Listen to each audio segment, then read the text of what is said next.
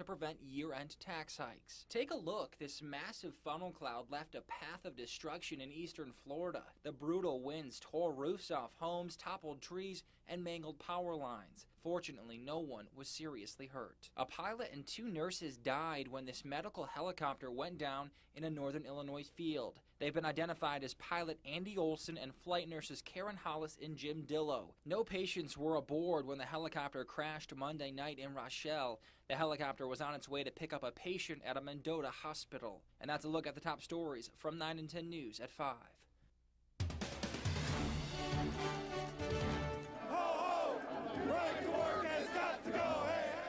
Despite loud protests, right-to-work legislation is now the law. Workers are going to get a better opportunity for representation. If it wasn't for our union, I'd be laid off. Thousands of union supporters protesting at the Capitol, trying to shout down a bill that's now a done deal. Those people there want to take more. Right to work, its potential impact, and the chaos it's causing. Complete team coverage of the historic day in Lansing now. From Northern Michigan's news leader, this is 9 and 10 News at 6.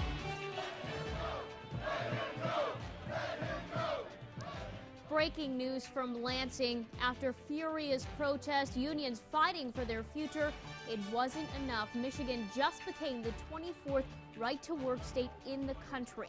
Moments ago, Governor Snyder signed the right-to-work bills, which he says gives workers the freedom to choose whether to pay union dues. It's a controversial measure that took less than a week between introduction in the legislature and the governor's signature. We have been live on the scene since early this morning and updating you all day on 9and10news.com. Thousands of right-to-work protesters poured into Lansing today, trying to apply pressure to the Republican-controlled legislature. All eyes were on Michigan today as the Democratic minority tried to use public pressure to stall the legislation, which makes it illegal to require workers to pay union fees. Many believe it will cause unions to lose the power to work on behalf of their members. Michael Kazaborski monitored the developments inside the Capitol and outside throughout the day. He joins us live in Lansing with Digital Skylink. Michael. Yeah, Kevin, here's what Governor Snyder had to say when he signed that legislation into law. He said that most workers in Michigan aren't unionized. He pointed out only about 17% are, so this really isn't affecting that many people, although it is a big portion of Michigan's workforce. He also said he considers this to be pro-worker, not anti-union. That's a line that he's stuck with throughout this entire ordeal. Now, when word came down that he had signed the legislation, there was a fresh outburst from a group of protesters who are still here on the Capitol lawn. But with his signature, it created one ending in a chaotic day.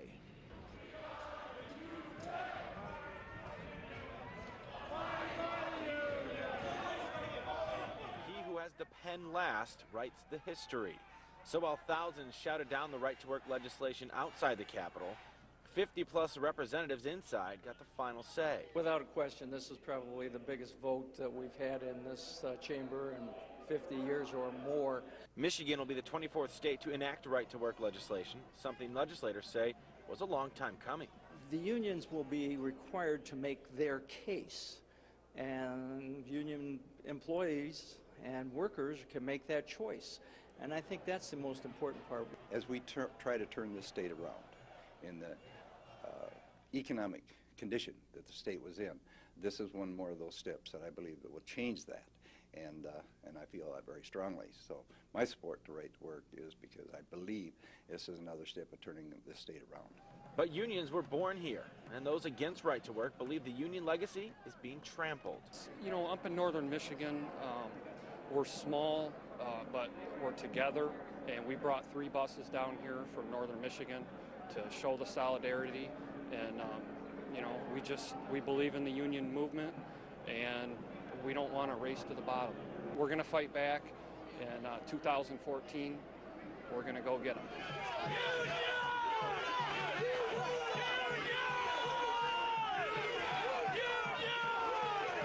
On a mostly peaceful day, there were violent outbursts. Riot police moved in to protect the Romney building. And on the Capitol lawn, protesters tore down the tent of a group supporting right to work. Mounted police rode in to clear them out, along with dozens of state troopers. Only when things calmed down did some return to chop the tent into pieces. But today, the pen was mightier than anything else. The people of the state of Michigan spoke with a loud voice when it came to Proposition 2, and we just took the ball and went with it. So what comes next? This legislation is expected to be enacted come April. And whether you're a betting man or not, you should probably put your money on the fact that there will be a few lawsuits before we get to that point. Now, we'll have more from Governor Snyder a little later in this half hour, as well as over on Fox 32. Reporting live with Digital Skylink, I'm Michael Kazaborski for 9 and 10 News at 6. Thanks, Michael. While legislators and Governor Snyder worked inside those for and against right-to-work bills, we're outside expressing their opinions. 9 and 10's Meredith Barrick has more in our team coverage on why so many made the trip to the Capitol to make sure their voice was heard. Would just be really curious if our Republican parties here, if they would allow us to go to their country clubs, not pay dues there, and get the same treatment as paying members there, because that's what they're asking out of us union members. Protesters against right to work each had their own reason for showing up. This bill allows people to freeload, so that's why we're calling it freedom to freeload, the right to work for less. For a lot of reasons. My biggest fear is that the union will go, and when the union jobs go, all the jobs are going to be lower wage, fewer benefits. Protesters moved from the Capitol lawn into the streets, where they began to protest in front of Governor Snyder's office. Them trying to take rights away from people is just wrong. Right to work is not right to work, it's right to slave labor. Those outside the Capitol who supported the bill were met with resistance. We had a tent on the lawn, which was a safe haven zone for our activists, but the unions tore it down. But wanted to make sure that Governor Snyder had support. The outcome was pretty much assured, but we just came up here again to show support for both the legislature and the governor as well. Unlike most who came to the Capitol today, they're looking forward to right to work becoming law. The hard work has really just begun because we want to demonstrate to all of Michigan that this legislation isn't going to destroy our state. It's going to, in fact, help turn our state around and bring jobs to our state. In Lansing, I'm Meredith Barrick, 9 and 10 News at 6. Here is the bottom line on the right-to-work law that sped through Lansing. The bills passed the legislature without a public hearing or any Democratic support. They essentially mean that workers can't be forced to pay to get the benefits of a union, something unions say will severely weaken their power to collectively bargain. Supporters say the law gives workers more choice and creates more jobs in Michigan. Michigan is now the 24th right-to-work state in the country. We don't want to shoot somebody. We don't want to hurt people. Unfortunately, these things happen. An hour-long police chase ended right here. The man behind the wheel killed by police. Gary Welch pulled a rifle on police and refused to put it down. That's when police opened fire following a 3-county car chase. Police say the deadly shooting happened on the front lawn of Welch's estranged wife at the corner of Boyd and Barlow in Traverse City early this morning. 9 and 10's Eric Lloyd is live after talking with police and a neighbor who heard it all happen. Eric? Kevin, throughout the chase and the subsequent shooting, nobody else was hurt, and that's one thing that police are relieved to report today. This scene all began with a traffic stop in Crawford County. After some conversation, the suspect then fled the scene and a pursuit ensued. The driver led deputies west through Kalkaska County and then into Grand Traverse County before stopping at a home in Traverse City. The driver of the vehicle exited the vehicle, and in his possession, in his hands, was a long gun. He then confronted the police officers with this weapon, and the officers then discharged their service weapons. 56-year-old Gary Welch was killed right then on the front lawn of his estranged wife's house. Sharon Adre heard the shots from her home. Before I could get to the window to look out, I heard gunfire, and it was some pops, and then a succession of pops. There were at least 10 shots fired, none by Welch. I saw that there was a truck on my neighbor's lawn, and the door was open, and there was somebody lying on the ground. It's something this quiet stretch of street won't forget, and a night forever stuck with those officers involved. It's a decision that is made very quickly, but it's a decision that lasts with a police officer the rest of their careers and the rest of their lives.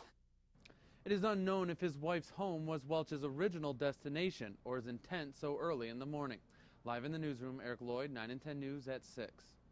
Now, officers are trained to draw their weapon when they feel threatened. Police say in this case, officers told Welch to drop the rifle several times before they fired.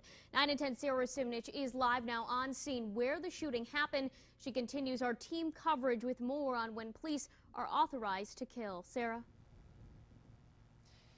Now, Crystal, police tell us that Welch pulled a rifle on them right here in the driveway of this home. And now it's a scary situation for an officer when guns are involved. They say they never want to take someone's life, but sometimes that's their only choice.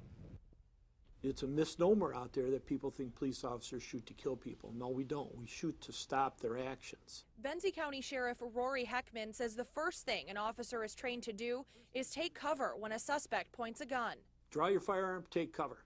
Give verbal commands, drop the firearm, drop it. And if that doesn't work, they're giving the police officer little choice. Heckman says time becomes crucial when an officer is faced with this type of dangerous situation.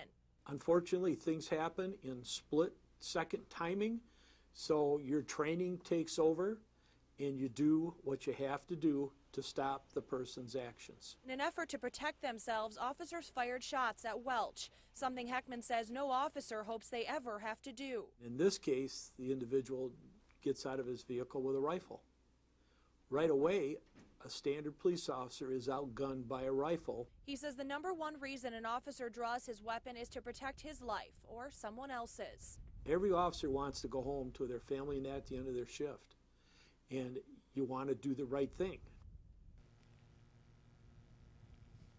Now, it's a traumatic experience for an officer when they have to fire a gun. Oftentimes, they will be placed on leave for short periods of time or even have to go through counseling following the incident.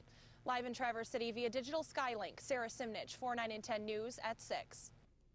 Here's the bottom line on this morning's deadly shooting. It all started when police stopped Gary Welch for swerving in Crawford County. Welch then sped off and led officers through 3 counties, stopping in the front yard of his estranged wife's house in Traverse City around 1:30 this morning. He got out of his pickup truck with a rifle. Police ordered him to drop it, but he refused, so they shot him. Welch died at the scene. No officers were hurt. We received the call while the ambulance was en route to Otsego Memorial.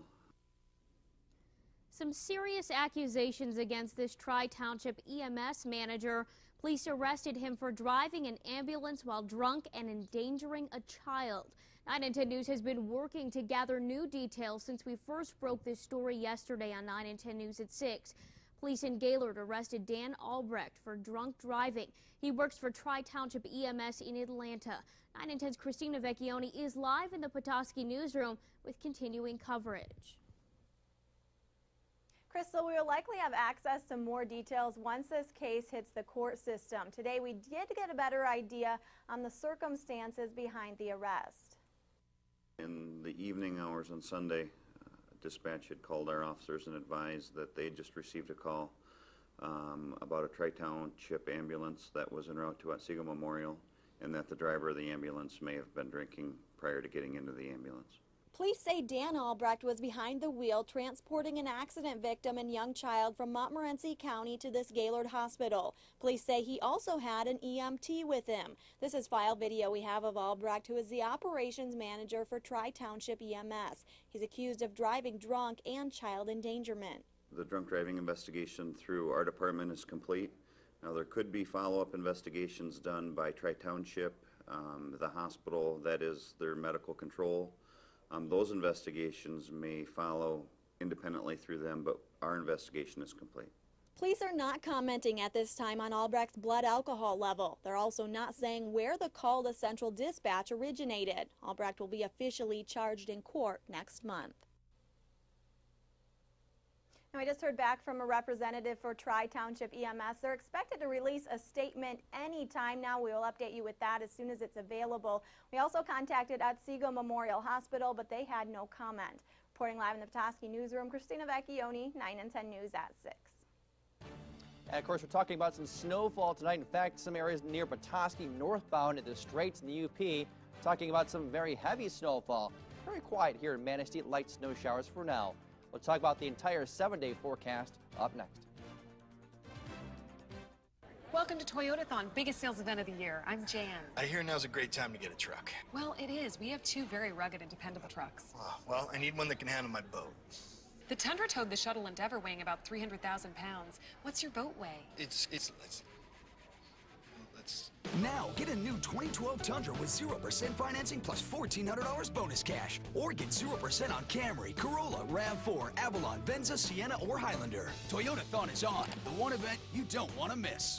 At Continental Home Center, we have everything you need for Christmas without going over budget. We're fully stocked with gaming systems, TVs, computers, and tablets, plus a full line of furniture, appliances, and bedroom. Now here's a gift from us to you. Take anything home for just $19.95 and make no further payments till next year. And as always, get 120 days same as cash with no debt or credit check. We're now offering 12 months same as cash on all furniture and bedroom. $19.95 takes it home. Only at Continental Ho-Ho Home Center. Kubota RTVs designed to take you where you want to go. From the RTV 400 and 500 that fit on the back of a full-size pickup to the RTV 1140 with its 2-row seating, Ginup Sales carries the full line of Kubota RTVs. And no matter which model you choose, Kubota RTVs will get the job done. Right now at Ginup Sales, you'll find 0% financing available on Kubota RTVs. See Ginup Sales in Alanson, Williamsburg, and Hillman. When you think tractors, think Ginup Sales.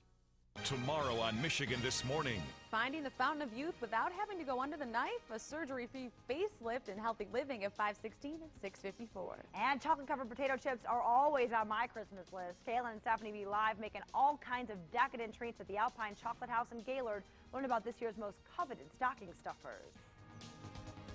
Northern Michigan's #1 way to start the day begins with your top stories and the 10-minute weather guarantee at 4:30 a.m.